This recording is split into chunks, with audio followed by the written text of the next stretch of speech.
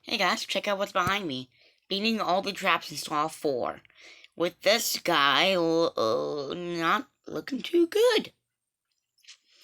I've seen some of the traps. I'm excited to see how you do the big one at the end, the one with the ice block.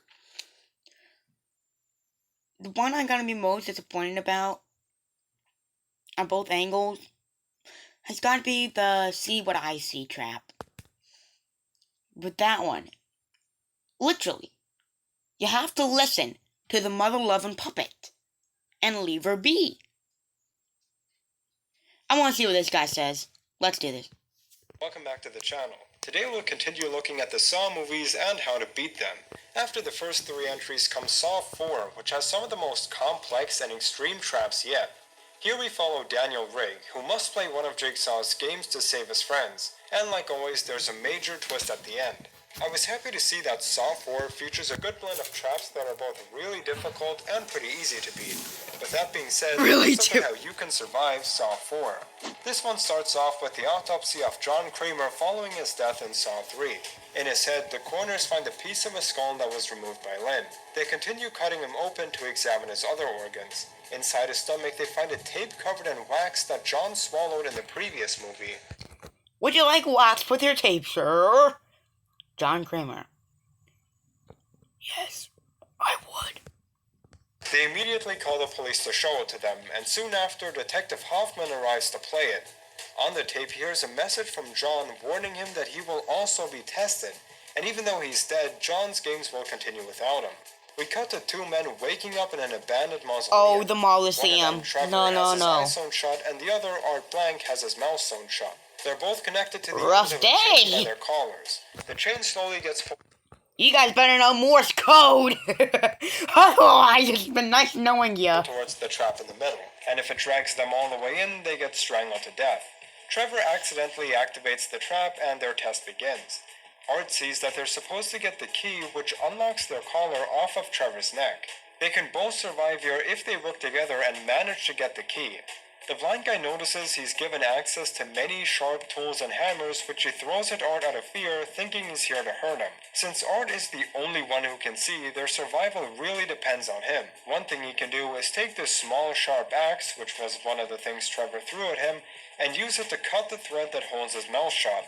Then they could communicate and work together to unlock their collars. He can also use the axe to cut the wires to the motor that tightens the chain. That way the chain doesn't get pulled and no one could be strangled. However, this trap is only beatable from Art's perspective, but not from the blind guy. Even if Trevor killed Art, who he thought was a threat, that doesn't stop the machine.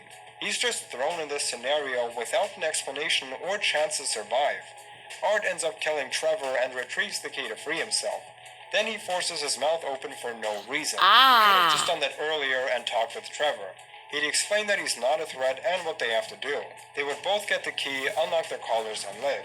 It's mentioned in the extra footage that Art didn't open his mouth out of fear that he might do something wrong, but it still seems like a better option than dying or killing someone. After the title card, a SWAT team enters a dark basement. There, the officers find Allison Carey dead in the angel trap. Daniel Rigg, the man we've seen in the previous movies, is also here, and he's deeply troubled by Jigsaw's games as he already lost 2 co-workers to the killer. Later on, FBI agents Lindsay Perez and Peter Strom arrive and conclude that Amanda wasn't the only one helping John. She couldn't have put Allison into the trap herself, as she would have been too heavy for Amanda to lift, meaning that another unknown person is helping Jigsaw. She could Later lift weights. that night, Rigg gets overpowered and sedated by someone in a pig mask at his house. He wakes up in his own bathroom and finds a big red question mark on the door. After going into the bedroom and getting his gun, the TV turns on. The puppet appears and explains that tonight Rigg will get the opportunity to save Eric.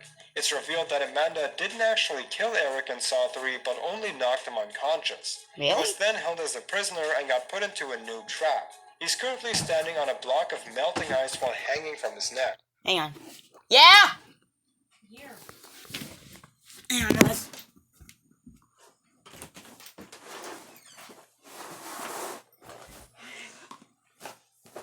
Give me.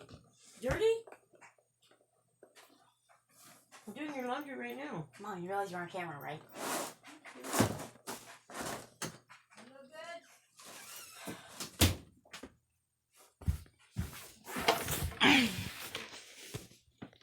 Rig is told that he can find the clues to Eric's location by playing Jigsaw's game, but he only has 90 minutes before the ice melts and Eric suffocates. The trap is beatable, but there are a lot more crucial details that are shown later on. When it's done playing, he goes into his living room where he finds a woman in a trap. It's mentioned that she's a prostitute who Jigsaw deems unworthy of life.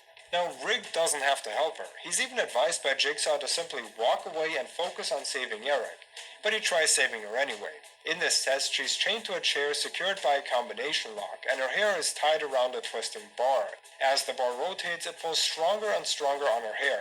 This continues until her scalp is pulled off. The What a trap way to slips and go. slowly pulls out her hair in short intervals. Oh, Rig tries talk fire about a at it, bad but that hair doesn't day. work.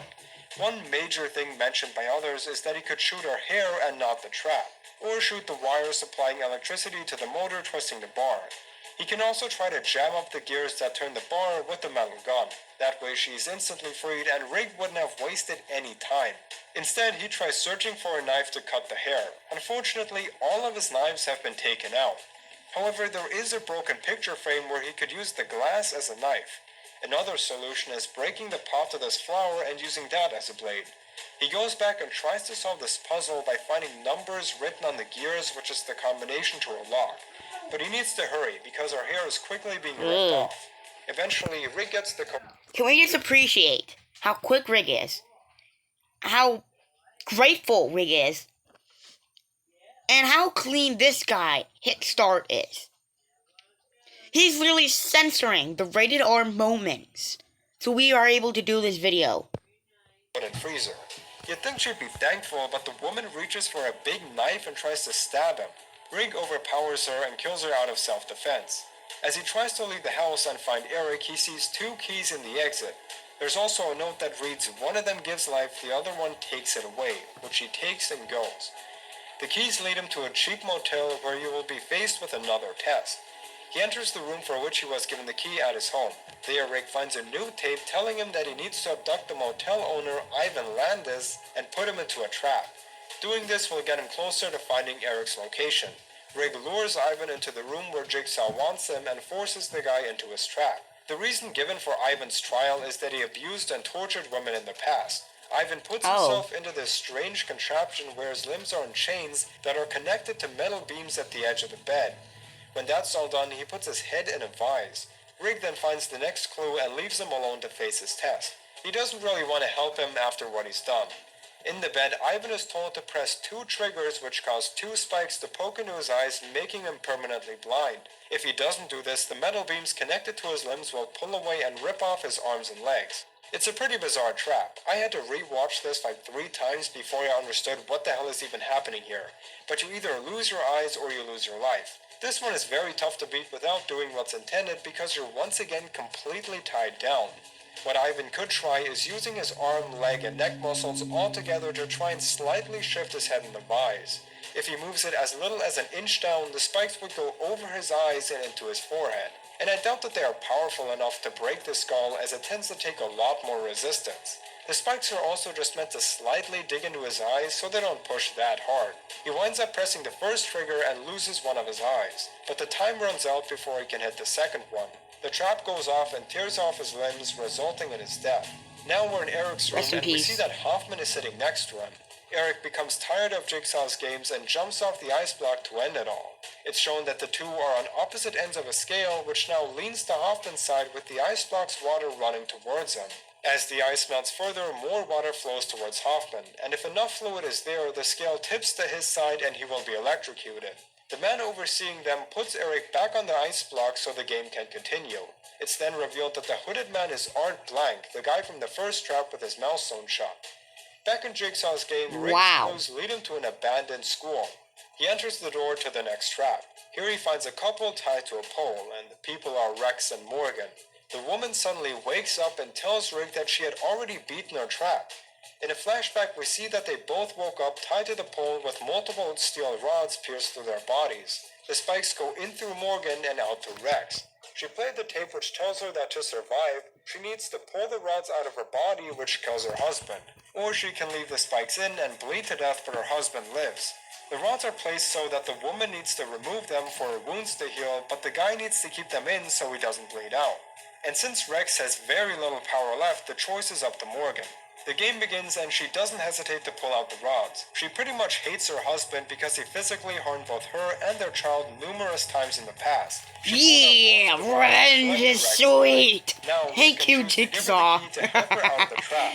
But first, he removes the final rod from her body and searches the classroom. There he finds the final clue to Eric's location, the Gideon meatpacking plant from Saw 3. Rick walks out of the room and gives Morgan the key, saying she needs to save herself. She then uses the key and unlocks herself from the trap. However, she wouldn't have needed to remove the last rod. Instead, she can just unlock herself from the trap and step off with the rod still inside her. She would be pulling it out of her husband, but not herself. The paramedics arrive soon after, so she would survive with a lot less pain. The only way I see both of them surviving is if Morgan only removes one of the steel rods. Then she can take the rod's sharp end and cut the leather straps that tie her to the pole.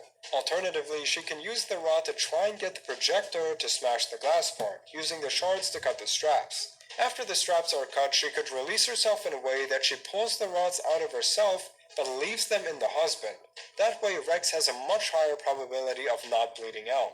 Even though cutting leather can sometimes be really tough, she does have quite a bit of time. But the woman manages to survive on her own, and maybe it's better she freed herself from her husband. The FBI agents arrive at the classroom minutes later. Morgan did survive and tells them that Riggs saved her. Perez then gets a call and figures out that all the people in this game are criminals, and everyone is represented by the same lawyer, Art Blank, the guy monitoring Eric and Hoffman. Back with Eric, he again tries to jump off the block but fails and is put back. Art then tells him that he simply needs to wait out the remaining time and is free to go. He then gives Eric a revolver with one bullet, telling him to use it carefully. Meanwhile, Strom finds John's ex-girlfriend Jill and asks her what's going on. In a flashback, she tells him that Art Blank and John knew each other quite well in the past. The two were business partners in a construction project. However, after getting cancer, John wanted out, and instead focused on setting up these crazy games to kill people. It's then revealed in a flashback within a flashback That's that a Jill sick was way to pregnant go. with John's baby. Unfortunately, she had a... That's actually a sick way to go. Normally, people with cancer, they make themselves like a little bucket list. Go skydiving, maybe climb a mountain, go explore a reef. John's bucket list. Kill, build games, play games, kill, teach people life. Psych, it's kill some more! miscarriage when a man named Cecil slammed a door in her stomach during a robbery. Not long after, John set up a trap for him. A few days later, Cecil was kidnapped and sedated. He wakes up in a room strapped to a chair while John is still setting up the trap. He tries to free himself but notices blades underneath his hands, meaning that he can't use them. Cecil tries to reason with John, but following 2 minutes of talking, a box of knives is put in front of his face. What he needs to do is lean forward into the blades, and if he goes far enough and hits this bar with his head, the hand and leg restraints are opened and he beats the trap. He slowly leans forward into the knives and it looks quite painful, but eventually he manages to free himself. Unfortunately, he tries to attack John, but stumbles and falls into a bed of razor wire and dies. Now, Cecil's key advantage here is that he wakes up before John puts the knives on his head, and that John gives his 5-minute villain speech where he walks around the lair. This is very important because if you look very closely at his hands, you can see that they are being held in place by this handcuff thing, which is locked by these pins. The good news is that they're completely accessible from the start, so while John is walking around the lair, Cecil can bend down and pull the pins out with his mouth. Then the locks to his hands would open and he could free himself and escape, or kill John. The pins are also connected to this bar which he can hit with his head, exactly like you would have to do when the knives are there, just without the blades. I'm confident this would work because when John puts the contraption on his head, he never touches the bar with the triggers again. There wasn't anything else that was activated. I think John simply hoped that Cecil wouldn't notice. Once the knives are on your head, you can try pushing through them with your hair first to have at least a little bit more resistance, and there's a lot less visible scarring afterwards. We go back to Jill talking to John, who tells her to leave him alone. You know, go Rambo. Go Rambo. Together. When that flashback is done, we're back in Jill's interrogation. Strom takes a quick break and finds a newspaper that shows where Eric and Hoffman might be. He yells at Joel to tell him where it is, even though the location is right there in the picture. Meanwhile, Rig arrives at the meatpacking Dummy. plant. Eric, Art, and Hoffman then see that the door is rigged to a mechanism that releases two big ice blocks that will smash Eric's head if someone opens it. Eventually, Strom also enters the building. Back in the room, Art reveals that he has a spine cutter strapped to his back. It turns out that after the mausoleum test, Art had this device put onto his back and was forced to set up and oversee this game. If the 90 minutes run out and the door is not opened, the device will unlock. However, if someone goes through it, it's automatically activated and cuts the spine. So for Eric and Art to survive, Rig cannot find them. This goes directly against what Rig thinks because he's trying to get to Eric to save him. Then we see that this movie takes place at the same Cheeky. time as the third film, meaning that Jeff and Rig's games are happening simultaneously. Rig approaches Eric's room and is about to enter. Eric screams to not open the door, but Rig can't really hear him. As he comes closer, Eric shoots him, but he still walks in. The ice blocks drop and kill Eric. Rig also shoots Art in the chest, thinking he's the killer. The scale then tips to Hoffman's side, meaning that he should get electrocuted. However, Rig, Art, and Hoffman are all still alive. The injured Art reaches to play a tape, but Rig thinks he's pulling a gun and shoots him. It starts playing and says that Rig didn't need to find Eric to save him. All he had to do was wait out the time. The whole game was a test to see if Rig could let go of his obsession to help everyone. Such a good prank. Hoffman then comes up behind him, and it's revealed that he was John's Is a accomplice the sick whole time. April Fool's But how joke. could Eric and Art Blank beat their traps and survive? Okay, really quick guys, this was one of the tougher traps, so my solution isn't the greatest, but if you have any suggestions, make sure to let me know in the comments. When Rig approaches, he hears Eric screaming, but doesn't notice he's telling him not to come inside. What Eric can do is shoot the window to the door before Rig charges in. That way, Rig would either be scared off by the gunshot, or he would properly hear Eric and take his warning to not come in. The 1 second goes by, and they all live. Of course, this method is a little speculative, still I think it's better than what Eric did, because he waited to shoot him until the last second where Rig is already at the door rushing into the room. Firing off a warning shot a few seconds earlier seems more likely to buy him that 1 second, because if it's the police that wants to help him, the open window allows them to communicate.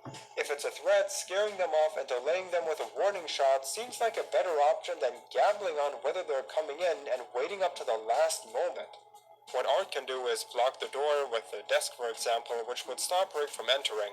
He can also break the glass to the door, so when Rig approaches, he can tell him not to enter or they all die. And Rig has seen enough of Jigsaw's games to understand what that means. They only need to slow Rig down for 1 second and they all live. Now, Hoffman is of course in on the game and could intervene with Art at any moment. But if he would do that and get out of his chair to stop Art, Eric could easily put 1 and 1 together and realize that he's in on it. So he would probably use the gun to shoot Hoffman. And even though Amanda is also monitoring the game, at this time she had already been shot by Jeff. So Art could try blocking the door and no one would give him orders against it. It's at the very least worth a try when facing certain death as Rig enters, because it's either maybe you live or definitely die. Anyways, at the same time, Strom is standing in front of the room where Amanda shot Lynn and Jeff killed John. He walks into the room and Jeff aims a gun at him. Strom shoots him and sees that everyone in the room is dead. Hoffman then exits the meatpacking plant, leaving the injured Rig there and locking Strom in his room. And that's, by the way, why the tape in the beginning told Hoffman that he won't get away untested. John still wants a real trial for Hoffman. That's it for this video. Again, let me know how you would beat the traps. I hope you enjoyed it, and then That's again, I'll it. see you guys in the next video. Thanks for watching. Bye.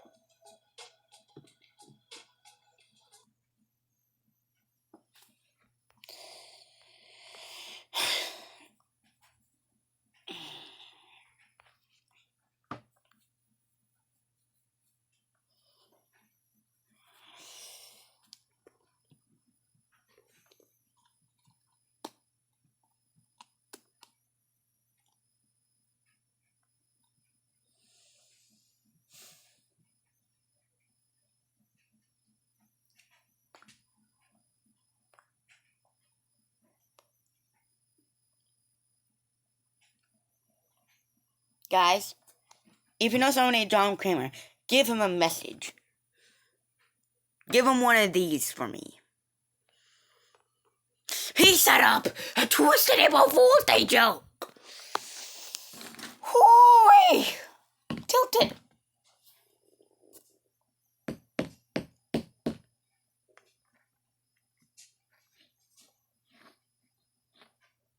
Oslo. I don't even know why the guy didn't push the bar with the knife chair sooner.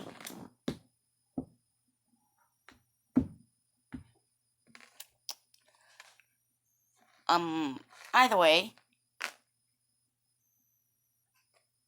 if you guys did enjoy this video, please hit the like button down below. I'm gonna be reacting to more of these, don't worry. Just, PP guys. Yeet!